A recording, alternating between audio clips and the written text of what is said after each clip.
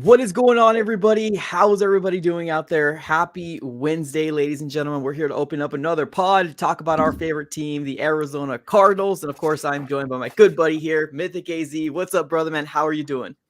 I'm doing pretty good, man. How are you doing? Can't complain. I mean, obviously, for the people here that are watching this on the live, big shout out to your new background, man. Such an Appreciate awesome it. view. You got your name back. They got the Christmas tree up. It's looking good. It's looking good. Appreciate it. It's Absolutely. never too early to set up the tree. You get an urge and you just throw that bad boy up. Yeah, no, that's fair. And honestly, the change of the weather has been happening. So, anything to celebrate here in terms of being Phoenician. So I'm up for it, man. All right, well, let's dive Absolutely. into it. Let's talk about Cardinals football. Now, obviously, a couple days ago, we were celebrating our Victory Monday, which doesn't come very often. And now we're sitting here on a Wednesday where we got a very interesting team, to say the least, right? We got the Houston Texans. The Cardinals are going over there to Houston to play them, and they are a lot better team than a lot of us thought that they were going to be. Let's dive into that real quick. I'm not sure if you watch a lot of Houston Texans games. I don't myself, but what do you know about this team? Just, I guess, very high level. Like, what have you seen so far from the Houston Texans or CJ Stroud? CJ Stroud is balling, dude. Like, there's nothing else to say. Like, CJ Stroud is just elevating this team to places that no one really expected them to go. And realistically, he's having an MVP season. In my opinion, he should be top 3. And if he's anywhere lower, then that's kind of disrespectful. Like, I get he's a rookie, but this Texans team is just playing phenomenal. Like, somehow, some way, like, going into this, like, I think the Cardinals have probably one of their toughest matchups of the season, like outside of like the San Francisco 49ers.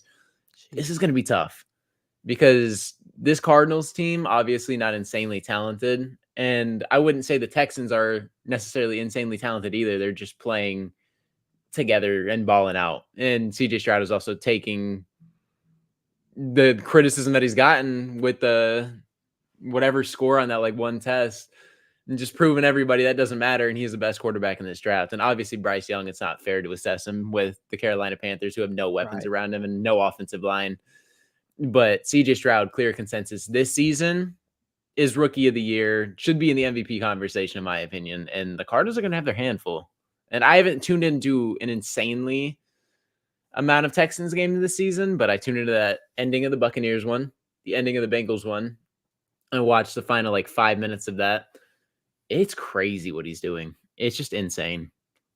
No, I agree. It's wild because like now we're talking about the Texans heading into this week, right? Week 11. And we're finding now ourselves in a situation where we're saying things like this. This is a tough matchup, right? Because remember 2-3 weeks ago, we're saying things like, "Hey, this is the winnable stretch here for the Arizona Cardinals." Now we are obviously focusing down on the Texans a lot throughout the year because of the very obvious, what is elephant in the room that they have, or we have their first round pick. So whatever they do, it determines what our second first round pick is, right? Exactly where it's at. So, and not only that, we actually have some former Arizona Cardinals that are playing over there as well. We got Josh Jones, which I don't think he's a starter over there. I'm looking at their depth chart. It seems like he's a backup more than anything, but also Majay Sanders, which was also picked up by the Houston Texans. But looking at their depth chart, I don't see that he is in their final 53. Have you heard anything about Majay Sanders for actually he is. I apologize. He is on there.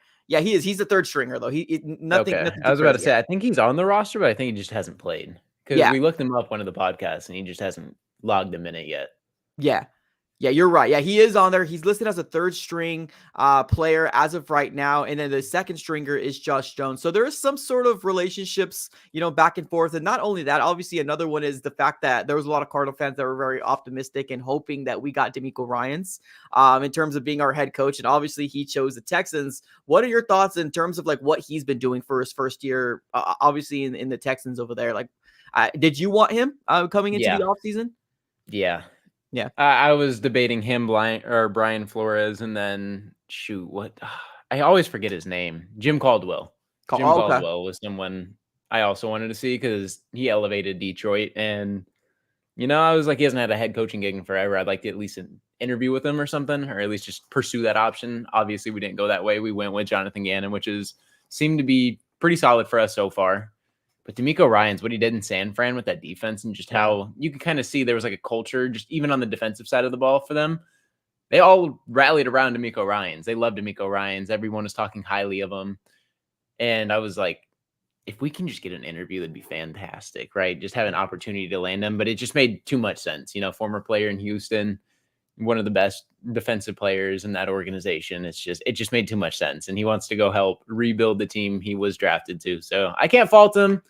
We really didn't have a chance. Obviously, I wanted him, but he's doing crazy things. Year one, made a Good. bold move trading up for Mhm. Will Anderson and drafting CJ Stroud. And that's the direction. Like, that's a bold move. Like, you have to believe in yourself 10 times to go ahead and trade up. Was it back to back 2 and 3? Yeah, 2 and 3. And the crazy thing, I don't think I've ever given kudos where I might have, but it was a while ago and I don't think anybody, but somebody actually told me that scenario. I'm not even kidding with you. Somebody said, what if the Texans did this? And I was like, no way. Like, that's crazy.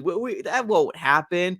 And it happened. They ended up getting the franchise quarterback and they ended up getting the guy that I wanted coming into the draft. It was either Will Anderson or Jalen Carter. Obviously, with the Jalen Carter situation, with all the kind of stuff that happened off the field, although I still wanted him, I didn't think it was going to fit the mold of what Monty Ossenfort wanted. So I kind of stuck with Will Anderson, but I always had it behind my mind that if Kyler Murray wanted Paris Johnson Jr., that's probably the route they're going to go.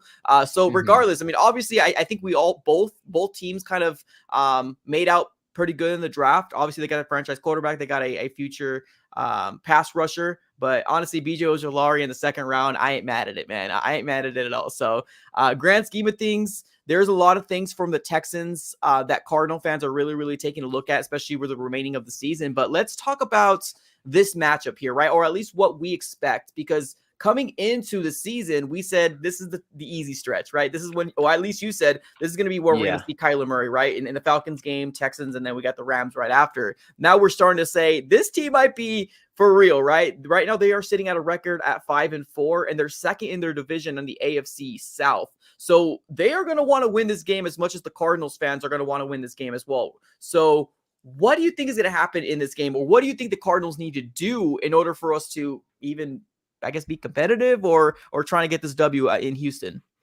I think we actually have a chance. Like, I genuinely think that we are going to walk in and beat this Texans team. The Texans are winning crazy games later down in the stretch, but earlier on in the season, they didn't look invincible. They dropped their first 2 games to the Colts and the Ravens. They lost to the Carolina Panthers 15-13.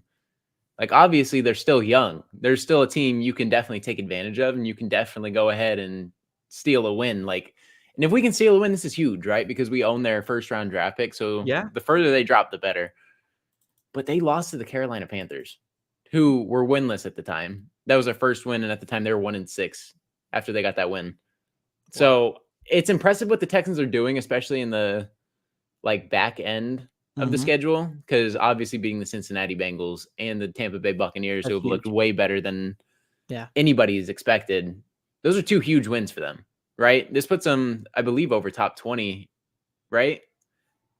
In terms of draft capital, like they're a top 20 I think pick they're right now. at the 20th spot of the NFL draft right now, for their pick. So they're just going crazy, and I don't know. Like, I feel like both teams can't underrate each other, right? The Cardinals are finally getting everybody back and healthy. James Conner and Kyler Murray are back, so we're going to be competitive. This defense has been playing above anybody's expectations, have looked fantastic all year long. James Conner looks like a top 5 running back this season. I'm not scared to say that. And then Kyler Murray obviously came back week 1, game-winning drive. But then you also can't discredit Houston because of those 2 games, like I said, but they've also dropped games in the past, which had me optimistic. So I feel like the Cardinals could actually come out here and beat this Texans team by 8 to 10 plus points. That would be a good win, honestly. And here's the crazy thing, man. Honestly, me and you are big advocates, obviously, of Kyler Murray and allowing the process to, do its thing, right? I heard a clip here. Now, I don't really watch a lot of these big national things like the ESPN shows and stuff like that. But obviously, when it comes in the Twitter world, you can kind of see clips here and there. I ended up seeing Colin Cowherd, coming on to the aid of Kyler Murray, saying things like, oh, "Okay, I will take him in a heartbeat." Like where was this all off season, right? Nobody talked about Kyler Murray, but now they remember like how dynamic he actually is, and it actually gets me really excited because we've said this multiple times on the pod that he is the reason why the Cardinals are relevant. Like let's call it like it is. It's the only reason why we're talking about, because Kyler Murray. 100%. Like I said, he's the franchise, right? And this is the guy. This is our guy. It's him and Buddha. And a lot of people are going to tune into Cardinals games because of Kyler Murray. Yeah. That's just how it is. Big name quarterback makes flashy plays, gets paid the big bucks to win games, right? Quarterbacks win games in the NFL. That's just kind of how it is. Like there's a couple like anomalies out of everything, like Nick Foles taking the Eagles to a Super Bowl, but how often does that happen without a True. franchise quarterback? Like you can win without a star running back a couple times or a good amount of times without paying them, but quarterback is one of those positions where you win and lose as the quarterback plays. That's how the NFL works. They take the blame, they take the credit. That's just how it is. And Kyler Murray is our guy. He's the franchise. A lot of people tune in because of him. And a lot of people, like, I guess they kind of forgot that because when Josh Dobbs is playing quarterback, everybody was rallying behind him and just like, yeah, Yeah. he's better than Kyler Murray. And then we're 1-8. Then we're 1-8. And then Yeah. Kyler comes back and you see all this media traction come back. And then, Yeah. yeah, it's crazy. And then you know what I hate? Speaking of like Colin Cowherd and like where was he? What? Everybody like ESPN, like the NFL, like all of them are like tweeting like, "Oh, Kyler Murray with such an impressive whatever. Yeah. It's just remarkable." It's like everyone was hating on him, and there was like just silence. And Yeah. now Oh, every like national outlet and national media and all these like analysts all of a sudden are writing for Kyler. Like, come on, that's what we're come saying. on. What we said earlier, man. Honestly, wins bring attention. That's what it is. And let's call it like it is. The last drive in that Atlanta Falcons game, that drive was magical, man. It really was. That's something that I don't think anybody on this roster or the last 5 or 6 years on our roster, short of Kyler Murray, is the guy that's going to be able to make that play, man. It's Kyler Murray's the guy, right? He still has the wheels. And, obviously going back to the Texans game, I agree. I still do think this is a winnable game. Now, granted, yes, they are 5-4, but like you said, they're not invincible. They're not a team that I fear. Can we still lose? Yeah, we still can, right? Because any given Sunday, this is going to come down to execution. It's going to come down to who's going to be able to pressure the opposite quarterback, right? Either it's Kyler Murray or CJ Stroud, but we're also at the end of the day talking about a rookie quarterback where, yes, he's having a good year for the Texans, but I don't know. I'm excited about the progression of BJ Ojolari, seeing what the rest of our defensive line can do. Kazir White to see if we can cause pressure with the blitz. Buda Baker maybe coming down from the safety spot, causing some blitzes. Like I really hope that that's what's going to be the game plan. Is yes, we know that Jonathan Gannon has come out and said that CJ Stroud doesn't look like a rookie, right? We heard that a couple days ago. He doesn't look like a rookie, and we agree. He's looking really, really good, but he's still a rookie, right? So I think if we still send different types of packages, different types of, blitzes his way, and we can get in his face, I don't know, man. I think this is a winnable game here for the Arizona Cardinals, and I'm excited because imagine a two-game winning streak, man. Imagine a two-game winning Right. streak. We just came off a one-game winning streak, and we feel invincible as Cardinal fans because we just got a franchise quarterback back. Imagine 2 games. Exactly. I feel like you nailed it, right? I feel like it comes down to pressure. Yeah. CJ Stroud, you got to get in his face. You can't let him be comfortable. If he's comfortable, he's going to just dictate the entire game, especially early on, right? Like if he gets 1 or 2 good drives to start the game, even if it results in 3 or 6 points, like if he's marching the ball down the field, it could be a long day because CJ Stroud doesn't look like a rookie. Like we said, he looks like a legit like MVP candidate. So you can't just come in here and allow him to just get comfortable and just dissect your defense and just have free reins to whatever and just play soft coverage. You got to get in his face. Yeah. You got to get aggressive. And I think Nick Rallis is going to figure it out. I think he'll be all right. I think he knows a lot more than obviously any of us. Yeah. And Agreed. he's able to dissect that. He's watching film every single day. He's obviously studying it. So they know the tendencies of CJ Stroud, but I'm sure there's things that you can pick up on, right? Like I'm sure there's things that are very noticeable, especially for a rookie. So I'm excited, man. I mean, we got vets on the defense, right? So We do. That we do. don't have just slouches on defense. Our defense has been better than most people think. They just don't get credit because of the record and what we're at. But like looking at the Houston Texans roster right now, and if there's any Texans fans, watching this by any chance, there's no disrespect at all, but like it might be one of those situations where like people are looking at our roster and like, who the heck is this guy, right? So I get the, where it stands, but like you look at the Texans roster, like they don't really have a lot of people that kind of, scare me, but like that's more credit to CJ Stroud for making this team a 5-4 team because they had Devin Singletary. I think he was the main guy running the ball last week, but it usually it's Dameon Pierce. Usually is their number one running back, but he's terrible. Questionable. I'm sorry. He's been terrible. Dameon Pierce has been awful. 3 yards a carry this season. Yeah, it's insane. Like CJ Stroud is literally just putting on a backpack right now. Like he even advocated for Tank Dell, who's one of their top receivers if he's not 1, he's 2. I don't remember where he falls, but I know he has over 500 receiving yards. And CJ Stroud actually advocated for him in the draft because they were at like the combine together or whatever, and he liked how he was playing and how he ran routes and everything. And he advocated to the Texans, like, if we have a chance to get him, we should go get him. That's They wild. got Yeah, him. right now he's 34 receptions, 510 yards, 5 touchdowns, averages 15 yards a catch. Tank Dell. Crazy, man. Crazy. Who's 2 their rookies. number 1? Nico Collins? Is that his It name? might be Nico Collins. Yeah, right now he's Okay. listed as questionable. We've been seeing Noah Brown a lot, or at least the only Jeez. reason why I know is because I got somebody on my fantasy football team or my league that has him, and for some reason this man's been going off. But he is 21 receptions, 439 yards, and 1 touchdown. But this guy has been getting the ball a lot. He's 27 years old. What is he?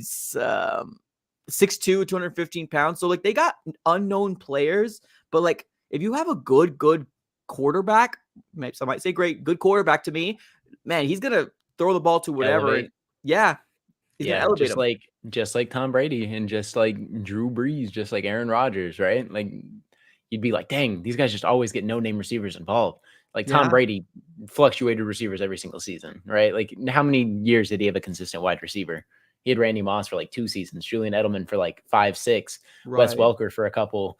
Like he just fluctuated, and then always at wide receiver 2, 3 were always just like fluctuated in. Aaron Rodgers, same thing, right? Like he beat us with no-name receivers. They had like their top 3 out, and they came into Arizona and beat us.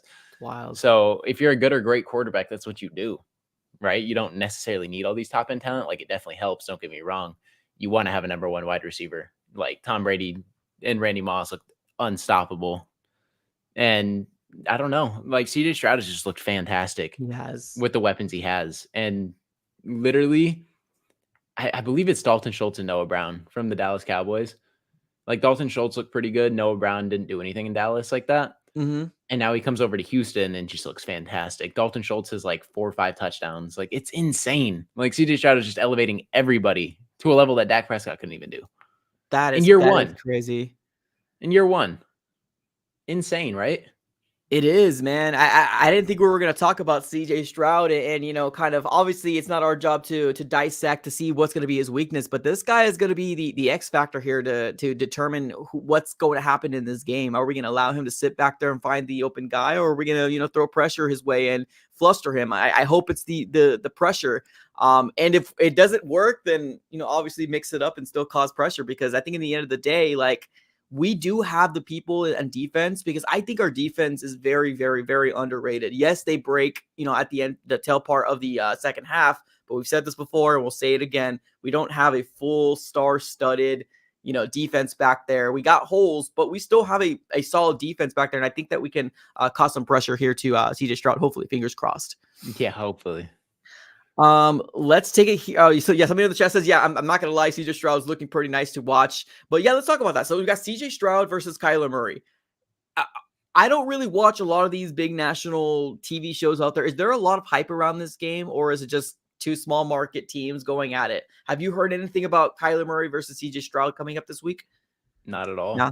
I've Yeah. heard nothing. I've seen no outlets talk about it, and rightfully so. You know, I Yeah. mean, even if it's a top end team taking on a bad team, like if we were to go up True. against the Philadelphia Eagles, I'm sure it's not going to get as much hype as it normally would with like Eagles versus anybody else. True. But I mean, we're the Yeah. Cardinals, you know, like how many games are like, even when we were 7-0, I feel like we weren't even like pushed out a ton. Like we still had like a little national hype, obviously, but it wasn't just like pushed like, oh, they're the best team in football. Oh, they're one of the best teams in football.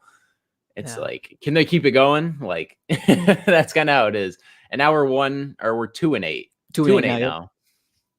It's gonna be interesting to get in my head. You know, I'm so used to the 1 and so I don't know. Me too. I haven't seen anything. I mean, it's kind of justified. I get it. Yeah. It still sounds pretty nice, though. I mean, CJ Stroud's looking to be pretty good, and if he could continue to have his success, I'm excited to see what's going to be the rest of his career. Now, obviously not this game. I don't want him to be good in this game, but like just for his future is going to be cool. I mean, I'm good with Kyler Murray here as my franchise quarterback moving forward. It's just we still, as Cardinal fans, need to see the progression and still see him, you know, get to that next level, which we've seen this last game, especially that fourth quarter. He did very, very good, or at least that Absolutely. last drive was very, very good. I love Kyler Murray under bootleg or under center and running bootlegs. It is fantastic. It is fantastic. He's unstoppable. It's He's wild, so right? unstoppable. Who would have thought, right? Who would have thought, other than Cardinal fans, right? Who would have thought that Kyler Murray should be used any other than just shotgun? And that's the thing. Like Cliff had, that was his whole offense, just shotgun, shotgun, shotgun. That was just his whole offense. Spread him out and get an open spot. And it was just tended to go outside only. Like the middle of the field was just not existent for us. So, I mean, we're seeing it already, the middle of the field is getting attacked as well. And obviously Kyler under center provides so much more to the offense. And the fact that he's faster than almost everybody on the field, it's unfair.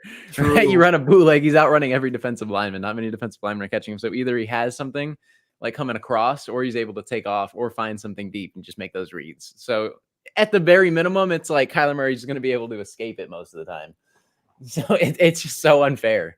And that's coming off a drastic knee injury, man. Like, how crazy is that? Like, I still remember, like, I'm still playing it back in my head in that last drive against Atlanta Falcons, and how he basically looped around and traveled so far on the field just to get those 10 yards, right, to get that first down for the Cardinals for that drive to continue.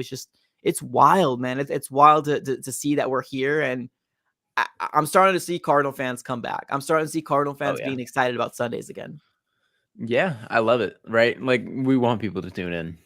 The more people who tune in, I mean, the better your team will do, right? I mean, you show up to games, you tune in, you have the hype. I mean, they rally behind it. So, agreed. I love it. Agreed. Is there any other people on this roster, not Cardinals, but the Texans, that you might want to talk about, worried about for the Houston Texans? So you said Nico Collins is questionable, right? Right now, these are the people that are questionable here, at least per the depth chart of the ESPN Texans page. So Dameon Pierce, Nico Collins, Andrew Beck, which is their fullback. Is those Stingley are their. on there? I'm sorry? Is Derek Stingley on there? Or is he going to be active? Because I know he got activated to the practice squad, or not practice squad, but activated to like practice. I believe they opened his 21-day window or something. Something with Stingley happened. I see him on here. I don't see anything on him in terms of like questionable or out or anything or IR. He's the cornerback, right? Yeah, corner from LSU. Yeah, I want see him Derek there. Stingley. So it's going to be interesting because if Stingley's healthy, I believe this is going to be his first or his second game back. I don't remember if he played last week, but I'm going to be curious to see how he does, because that would just be another asset to add to their team to make them better. So that's just interesting. I don't know. And then for some reason, if let's just say Nico Collins is out, that's their leading receiver. Right. I'm going to be very curious to see how Tank Dell and Noah Brown can help CJ Stroud along this game, because obviously losing your number one target would suck. Like, imagine Kyler losing Trey McBride or Hollywood Brown and then going out there. It'd be tough, right? Yeah. I mean, it's just another weapon, and it allows you to dial in on other people and allow you to focus on other people. So I don't know. I'm very curious to see how, let's just say Nico Collins is out for this game, that Tank Dell does. And then if Derek Stingley plays, I'm going to keep my eyes out on him too, because that's someone I wanted to take in the draft back in like 2021, 2022. Oh, okay.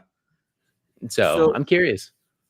I think we both agree that Dameon Pierce hasn't been that great. Devin Singletary, their second string running back, but I think he's taking the most of the snaps. And he was with Buffalo at one point. Obviously, Buffalo's going through their own issues right now, man. Like, they don't know how to run the freaking ball to save their life. Like, I don't know what's going on with James Cook. I don't get it. Now, I have him on fantasy football, James Cook, and it pisses me off that they don't give him the rock at least 20 times a game, but that's a whole different situation there. But Devin Singletary's 92 carries, 359 yards, 1 touchdown, averages about 3.9 yards a carry.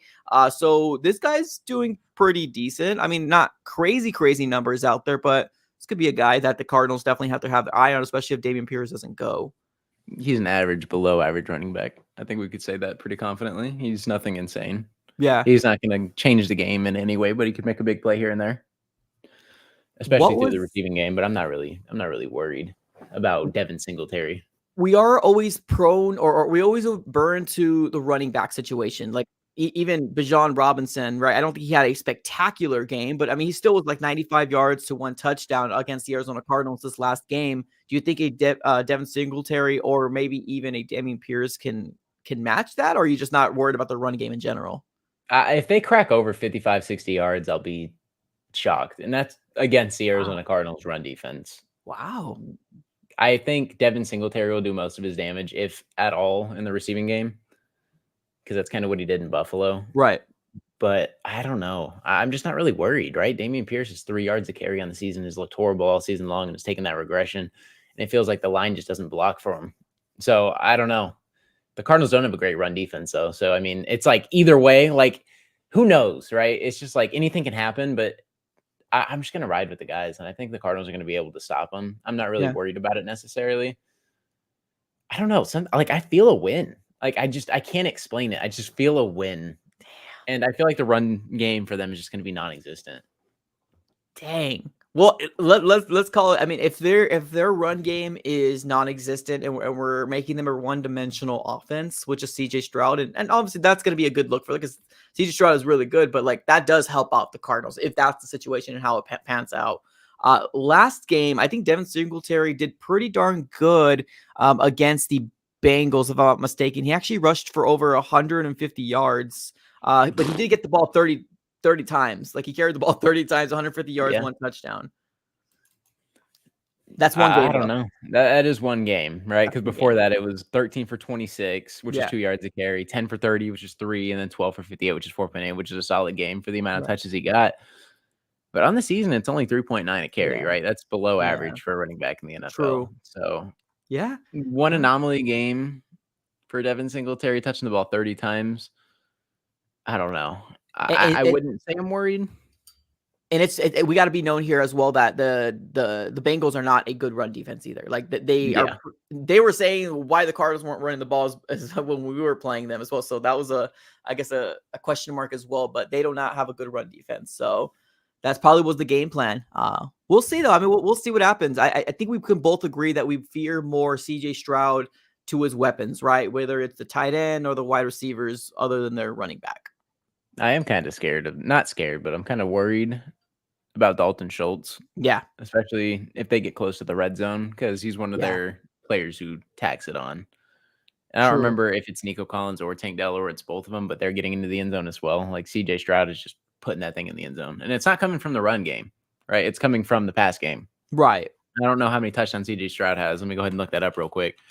But I actually have CJ Stroud right here. Yeah, 15 touchdowns, 2 interceptions, over 2,600 passing yards. Isn't that nuts? Just 2 picks from a rookie. It is nuts, picks. dude. This is like Aaron Rodgers-esque numbers right now.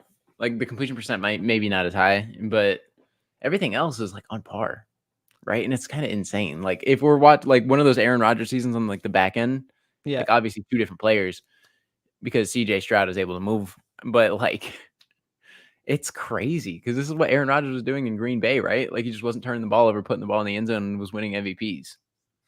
So like if CJ Stroud can duplicate this and it's like a 30-4, like that's a freaking fantastic season. It is. No, definitely. And that's one thing I want to make sure that everybody's fully aware of that. Yeah, he is having a very, very good season for the Texans, but I don't know, man. I could feel like Garrett Williams' second interception.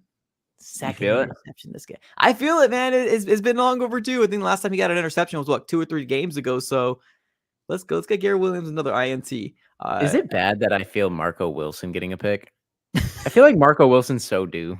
I feel like he keeps getting his hands on the ball, right? This is like the 3rd or 2nd time this season where he's had like a pick opportunity and it just hasn't been caught. I feel it. I don't know why. I feel a Marco Wilson interception. Marco needs something. I'm just gonna say that right now. Marco needs something, man. This kid needs some sort of confidence because this last game he had a ball literally in his hand and it fell out. Right? It's very unfortunate. I hate talking bad about players, and I know there's a lot of fans that are frustrated with Marco Wilson, and obviously being that he's one of our top 3. I'm not saying he's 1, not 2, but he's in our roster that we have. He's always going to get the most of the snaps or the playing time here for our defense. So I hope so, man. I hope he can get an interception because he needs something. He needs some sort of spark to give him confidence back. Because I don't think he's got confidence right now.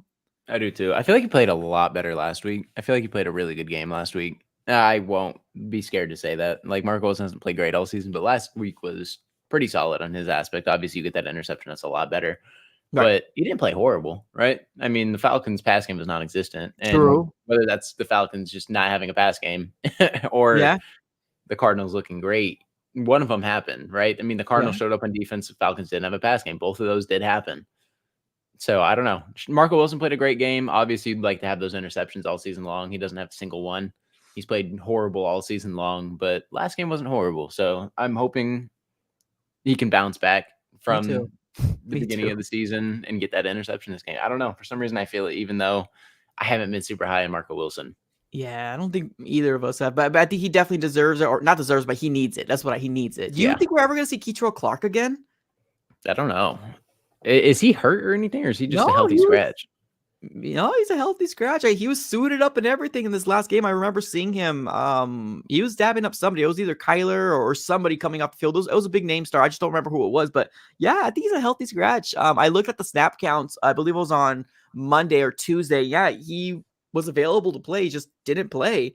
I don't know if we're ever going to see Keitrell Clark anymore. He got the nod in the beginning of the season. It's just, I don't know if the Cardinals are just like, no, you're going to keep learning. I don't know. I think I'm good on Cottrell Clark. Not seeing him this season or for a while. Maybe you integrate him later on and let him have an offseason to develop. But I think I'm good. I think Marco Wilson is better than Yeah. Oh, Cottrell yeah. Clark. That I agree with. Yeah. As much as as much as people would probably just like to see Marco Wilson off the field, like I don't see him sliding past 3, right? Like I Yeah. wanted him traded, but I don't see him falling past 3 or eh, 2. It's hard to see him fall past 2. Like Antonio Hamilton, Garrett Williams, and Marco Wilson. That's our Those are your top 3. corners. Those are your Let's call it corners. like it is. So Yeah. yeah, and then obviously you have what's his name, number 24, something the fourth, Starling. Starling Thomas. Yes. Starling Thomas. Can't forget his name. Obviously, Yeah. I think he's better than Cottrell Clark at this point. I feel like he's Yeah, came I in can and agree with that. slotted pretty well. I can agree with that. Yeah.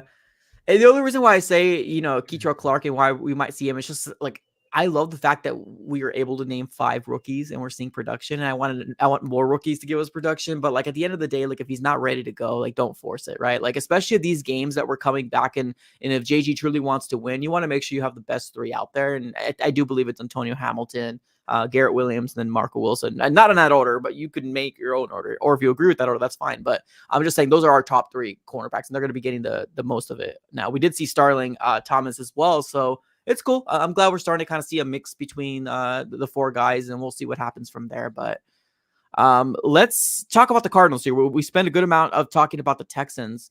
What do you think the Cardinals need to do to get this W here, or who do you want to see? Let's rephrase this question. Who do you want to see, or who do you think is going to have a big game for the Cardinals on offense? That's tough. If I had to say one player, I want to say Hollywood, right? Because I feel like he just hasn't been involved, and he's another touchdown ball taken from him last game, obviously on an overthrow by Kyler. Yeah, literally wide open. I feel so bad for Hollywood. That's like 4 touchdowns on the season. yeah, 4 touchdowns just robbed from him. Like perfect routes, perfect separation, just burning the defense, and you just can't get it. So I'm gonna say Hollywood makes a stamp on this game, and he's gonna push for over 80 yards and score a touchdown, maybe 2 touchdowns. Oh, that's You bold gotta there. get Okay. bold. I mean, being that he's our number 1 wide receiver on our roster, right? He's probably the best guy that we have on our roster in terms of wide receiver. I hope so. That'd be great. That'd be cool to have that production from our wide receiver. But to me, McBride, I love what we've been seeing from McBride. Please give me more McBride. Like, don't take it away from us. Don't do that thing again where you give us excitement in the week prior and then you take it away from us. Give me more McBride. Now we've seen back-to-back McBride great weeks, right? And I just want it to continue to happen because this guy is balling out, and just the way he plays, man. He reminds me of like, I don't want to say Kittle, but just his enthusiasm, not his play style, but just this enthusiasm, just the way that he comes about himself. I like what he brings to the field, man. I really do. I want to see more McBride. I think we need to have a great game for McBride in order for us to get some sort of dub in this game. I don't disagree. I've been super high on Trey for the entirety of everything and just wanting to see him. Obviously, we had Zach Ertz last season. Completely fine for Trey McBride's rookie season, but Year 2, Zach Ertz isn't producing coming off an ACL. That's a perfect Yeah. opportunity to slot him in. And they didn't do it in the beginning of the year, right? It took Zach Ertz to go down, unfortunately. But here we freaking go, right? He gets the opportunity, doesn't come out insanely on fire, then he explodes for 95 and 10 receptions. And it's like, oh, we might have something here. First game with Kyler Murray pops off for 100 plus. And we talked Crazy. about this, right? This is something we talked about. I was like, he had Yeah. 95 with Josh Dobbs. I feel like he's going to crack 100 with Kyler at some Yeah. point this season. Little did I know it was going to come literally the The game next he game. comes back. So insane. Obviously, Trey McBride is just like a huge mismatch. I see Gronk that ass. I mean, maybe not on the blocking aspect, right? Yeah. And I don't know. Gronk just had that I don't know. Gronk is just crazy. Just I see the best tight end in playmaking from football. him, man. And there was so much people high on Trey McBride. So many people high. I know this is a really good content creator that covers the Cowboys. And Trey McBride, he was so high on Trey McBride. And obviously, when you have a season like you did last year, nobody, if you don't do anything good in That's your an rookie eye. year, the name kind of drops down, right? Nobody stops thinking about him. But now that he's starting to kind of make these plays and making these highlight reels, now people are starting to remember, oh yeah, Trey McBride. I remember I wanted him last year. And man, just the thought of like what he can be. We haven't had a dominant tight end. Do you remember a dominant tight end? Now, obviously, you could probably go back into the storybooks and go. I'm talking about most recent, right? 2000s. Like we're not that old. The 2000s. Do you remember a dominant tight end for an Arizona Cardinal team? I mean, I would say Zach Ertz is the closest thing we've had, and it was a very small sample size. And I wouldn't even say it's dominant necessarily, but he Yeah. definitely slotted in and made an impact. Outside of that, sheesh, not really. Not really. Like, who are some of the best tight ends in Cardinals history? It's so hard to say because like stats don't follow along when we think of great tight ends. But I do remember some tight ends that like stick to me for some reason, Like like the Todd names Heap, stick out to me. Jermaine Yeah, like Gresham. Rob, was it Hausler? I remember Troy Yeah, Nicholas. Rob Hausler. We Troy had like Nick. a group of 3 tight ends. Yeah, we had some names out there that I was like, okay, they were cool, but I mean like dominant. Like I mean dominant. And what we see with this 2-game sample size here from Trey McBride, I'm getting pumped up, man. I'm getting pumped up because I Yeah. really do see this kid, if he continues to get the amount of targets that he's getting, hey, whew, are we talking about maybe about a possible top 10 tight end on the Cardinals roster? Right? I mean, I think that's realistic. I really do. I feel like Trey McBride has the potential to be literally the best tight end. The best tight end. And like a lot of people are saying like Max Williams, Todd Heap. I feel like we just have like the mid tight ends. Like we rotate like everybody in. And for some reason, Jermaine Gresham sticking in my head with the Oh Carson yeah, Palmer era. Gresham. Yeah, I remember But Gresham. I don't think he ever popped off for like over 500 yards, right? I I don't feel think. like he was just like a solid asset because we Yeah. obviously had receivers like John Brown, Jerron Brown, Michael Floyd, Larry Fitzgerald. We had like these top end receivers, and then Trent Sherfield was also slotted as like the 5th wide receiver on that roster. But like we had those players. And then Jermaine Gresham was just kind of like the guy floated around. He was pretty solid, obviously. Like back then, I was like, "Whoa, we need to bring him back. He's so good for us." I don't know if he popped off for 500 yards on a season. Well, and that's the thing. I think people are kind of getting. I think we have names to look for, but when I'm talking about dominant, I'm talking about your Travis Kelce's, your George Kittles, your those big name guys that people have to, or defensive coordinators have to game plan around your tight end. That's what I'm talking about. Because yes, although we can name some names that are here on the chat, which I appreciate you guys for obviously getting involved in remembering and Absolutely. refreshing our memories here. But like I mean that type of dominant, like a guy that like is top 3, top 5. I don't think Darren Fells, Gresham was anywhere like that. Although you can say, hey, they got some good hands, but like I don't know if a defensive coordinator was going to game plan around these guys and say we got to stop them or their offense is going to flourish. Chris in the chat said Dan Arnold. Dan Arnold did look good, and that's kind of a testament, right? You give Kyler like kind of just like a receiving tight end. Obviously, Dan Arnold isn't anything spectacular, but he looked great Where is for Dan us. Arnold now? Last time I looked, I he don't was know. in the Didn't he go to Texans. Carolina to the Texans, and Oh, not the then I Texans. have I'm no clue. sorry, Jags. He was with the Jags a little bit. Did he go to Carolina too? I think so. I think that's where he first went, if I'm not mistaken. Otherwise, it was Jacksonville. I'm not sure. Let Dan me Arnold's career kind of just faded after he left Arizona. Yeah, so he started off with the Saints, 2017, 2019, the Cardinals, Carolina, Jacksonville, and then the Eagles. So I think he's actually in the Eagles right now in 2023. It says here, or at least per the Wikipedia page here, it seems like he's in the Eagles. Um, Interesting. That is interesting. And I mean, I guess it kind of is like a little testament, right? Because we saw Kyler Murray's rookie season lean a lot on tight ends. So getting Zach Ertz, I was super pumped about. And then Zach Ertz is old. So obviously you want to have that championship window. Do you want to capitalize on it? And Yeah. unfortunately, we weren't able to. And now we're kind of just back in this rebuild. And it looks like we have a young star tight end that Kyler's going to build with. And this is going to be a dynamic duo for years to come for Arizona fans. Everything goes right. This is going to be a duo, man. I mean, Kyler loves his tight ends. Yeah, no, I agree. I mean, I'm trying to look at here at the top tight ends here for the 2023 season. Obviously Kelsey, Mark Andrews, I forgot about. He's great. He's good too. Mark Andrews, Fantastic. TJ Hawkinson, Darren Waller, although didn't Yep. have a great year. He's The New just York hurt Giants are, all the time. yeah, he's hurt all And the it's time. the New York Giants. The Giants are meh. Kittle. Here's the thing: right after Kittle, you got a lot of people with very, very good potential. Pitts, which we haven't really seen him break out, but we know athleticism, like he's really good. Dallas Goddard,